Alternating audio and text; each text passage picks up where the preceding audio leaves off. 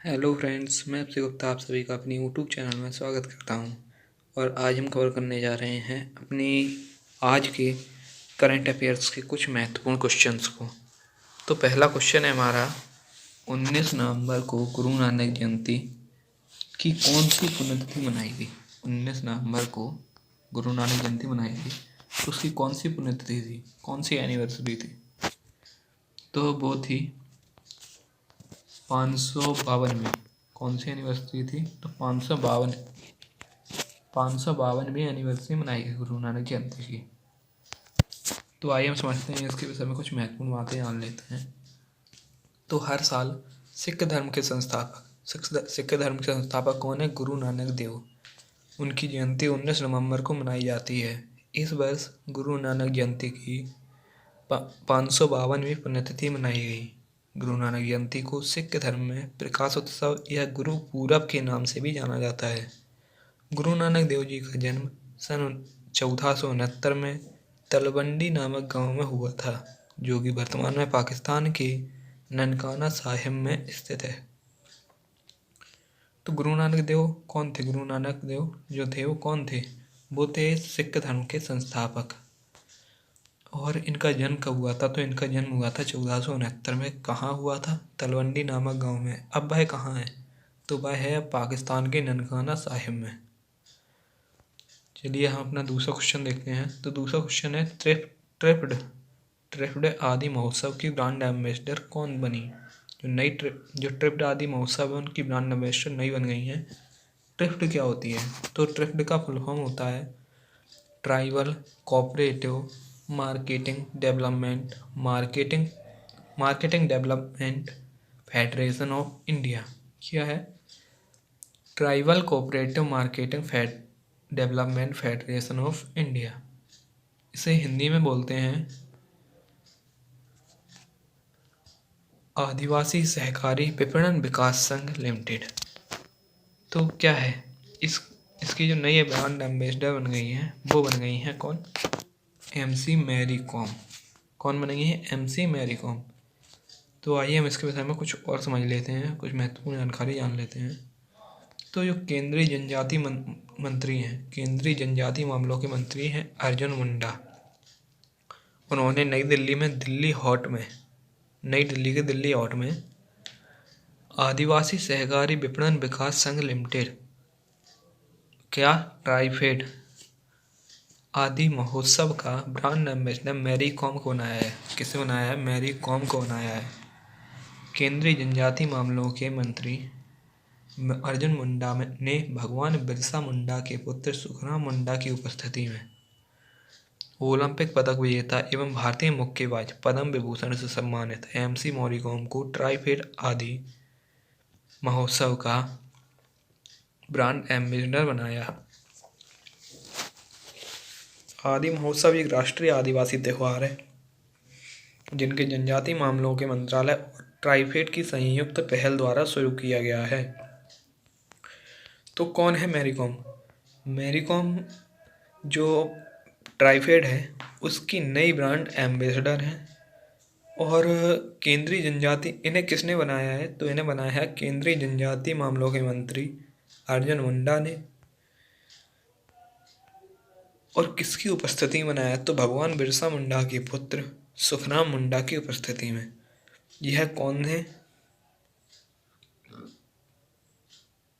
Mary com जो है वो कौन है? वो है ओलंपिक पदक विजेता एवं भारतीय मुक्केबाज, और इन्हें एक बार पद्म विभूषण से भी सम्मानित किया गया है। इसी के साथ हम अपना अगला क्वेश्चन स्टार्ट करते हैं। तो अगला क्वेश्चन है, रामनाथ कोविंद जो वर्तमान राष्ट्रपति हैं भारत के, उन्होंने किस राज्य में आदर्श गांव सुई का उद्घाटन किया। जो सुई है वो एक नए गांव का नाम रखा गया है, उसे आदर्श गांव बनाने की पहल शुरू की गई है। किसके द्वारा? रामनाथ कोविंद के द्वारा, जो नए राष्ट्रपति हैं जो भारत के राष्ट्रपति हैं, वर्तमान राष्ट्रपति हैं। तो इन्होंने सुई जो गांव है वो कहाँ स्थित है? वो है हरियाणा में। कहाँ है? हरियाणा में। तो आइए हम समझते हैं कुछ इसके विषय में महत्वपूर्ण जानकारी। तो भारत के वर्तमान राष्ट्रपति रामनाथ कोविंद ने हरियाणा राज्य के भितरकनिका जिले में आदर्श गांव सुई में विभिन्न सार्वजनिक सुविधाओं का उद्घाटन किया।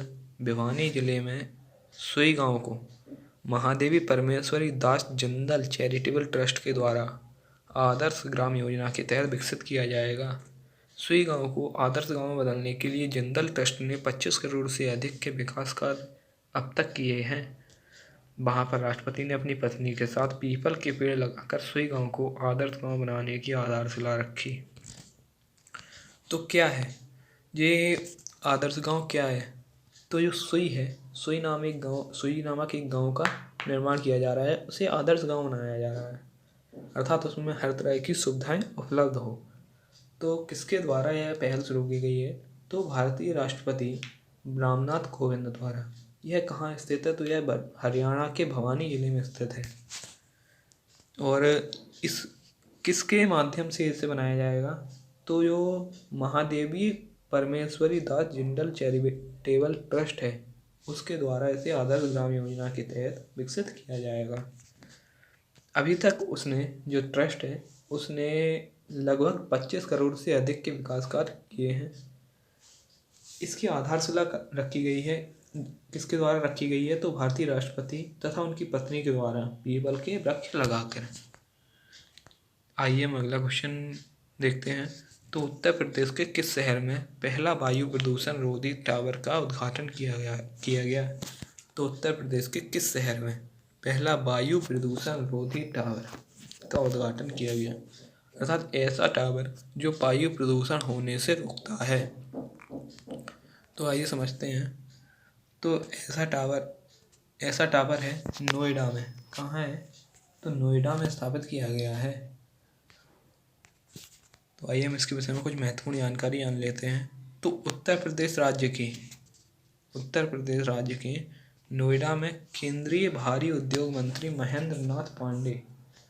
कौन है महेंद्र नाथ पांडे? केंद्रीय भारी उद्योग मंत्री। जो भारी उद्योग होते हैं उनके मंत्री महेंद्र नाथ पांडे। इन्होंने राज्य का पहला वायु प्रदूषण नियंत्रण टावर का उद्घाटन किया।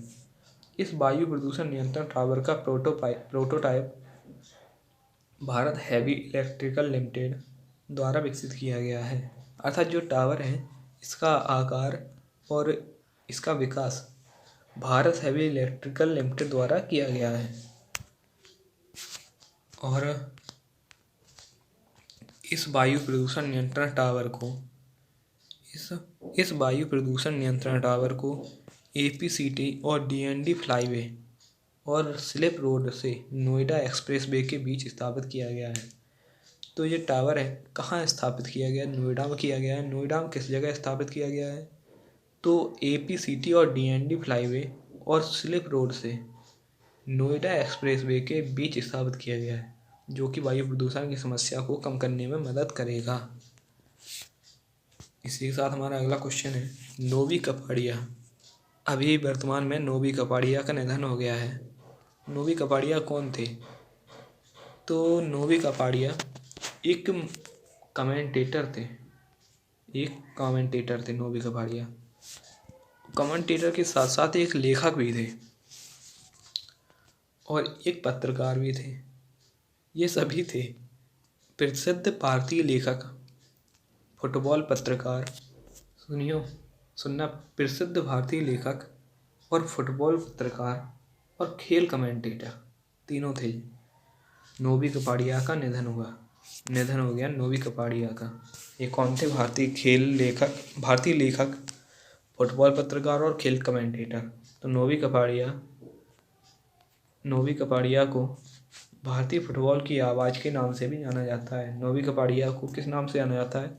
तो इन्हें कहा जाता है भारतीय फुटबॉल की आवाज़ के नाम से भी जाना जाता है। इन्होंने 9 फीफा विश्व कप, ओलंपिक, एशियाई खेलों और राष्ट्रमंडल खेलों में कमेंटेटर की भूमिका निभाई थी।